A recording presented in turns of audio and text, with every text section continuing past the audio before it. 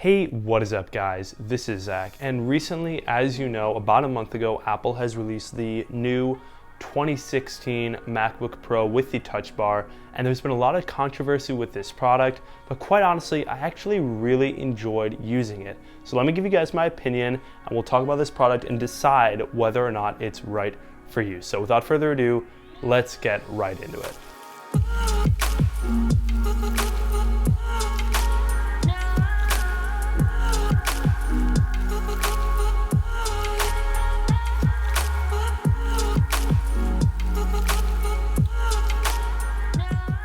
Alright, so right into it, let's talk about my first impressions with this computer, because when it was first released and when I first got it, I really liked it and it caught my eye. Now you can either get it in the silver or the space gray, which I actually highly recommend, as it has a really nice finish to it.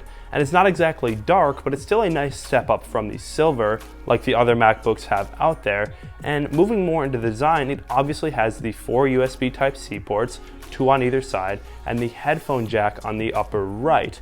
And then when you lift the perfectly weighted hinge, you'll be greeted with the new butterfly keyboard, massive trackpad, and the new touch bar. Alright, so let's go in depth with all three of these things, as they all have sort of a different situation. Now obviously the keyboard will take some getting used to, but after a few days it will feel really normal and just like any other keyboard. As for the trackpad, it's no different, but it is a bit larger, except on the 15-inch where it is pretty much massive. But in this department, bigger is better. And with the touch bar, it's obviously super cool. I'm not gonna lie, I enjoyed using it, but it's not very useful. Now, believe it or not, for me, one of the most useful things on the touch bar was actually being able to, if I'm typing a text, I can say the word laugh and have it show up with the laughing emoji on the touch bar. I can click it and it will replace that word laugh.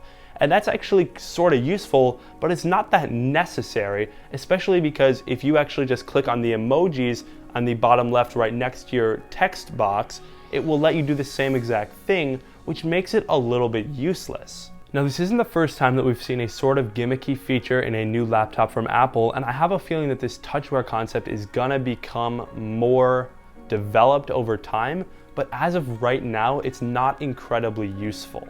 I will also say that using it in Final Cut can be super nice, but not exactly super helpful. It's definitely cool and you'll probably use it once or twice and it won't hinder you, but it won't really do much to your actual editing experience. Alright, so let's move into USB Type-C connectivity. USB Type-C is super nice and it can be helpful, and I enjoyed using it, but it's not all good. Using USB Type-C on a day-to-day basis, I can say that it's never hurt me, but it also hasn't really helped me.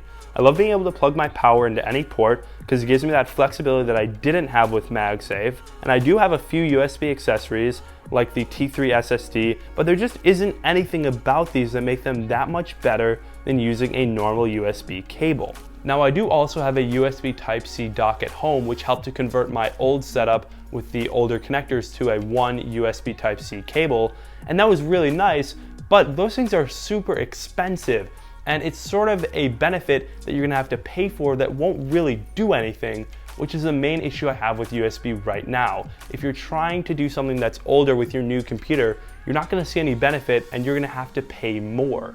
Now moving into using the computer on an everyday cycle, I actually really liked using this 13-inch MacBook Pro over my older 15-inch, mostly because it had no problem keeping up and it was a lot lighter. And to be honest with you, I don't edit 4K too much anymore, but when I do, Final Cut Pro helps it hold up and it can definitely handle it. Now this 13-inch MacBook Pro is a really nice computer to travel with every day and just to use because it has a lot more power than the MacBook Air does, but it's the same size and weight. I just wish Apple had included a USB-C to normal USB adapter, because even though it's only $10, it can make a big difference to the customer and stop them from thinking that Apple is trying to rip them off. The customer is already spending about $1,800, and just throwing one in the box can make a really big difference. Now I know you could make the same argument to the customer, come on, it's just 10 bucks, you can swing it, it's not too bad, but you can make the same thing to Apple. Come on, it's just 10 bucks, it'll make a big difference to the customer, why not do it? Now, I often like to work with this computer on the couch or just in bed and really just away from my normal desk. And I can say that these speakers on this computer are a really nice improvement from last year's 13-inch. And most of the improvement is not in the actual sound volume, but more in the depth of the sound that comes out of this laptop.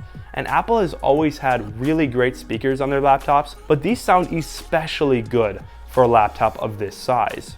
Now, battery life on this computer was pretty good, and I'm always pretty close to a power plug, and I never take my computer on that long without bringing a charger, but it had really good performance in my opinion, about 5 to 7 hours of pretty medium to heavy usage. And obviously your mileage will vary because sometimes I'm doing video editing, sometimes I'm just typing documents, but overall the battery life was pretty spot on for a computer of this size.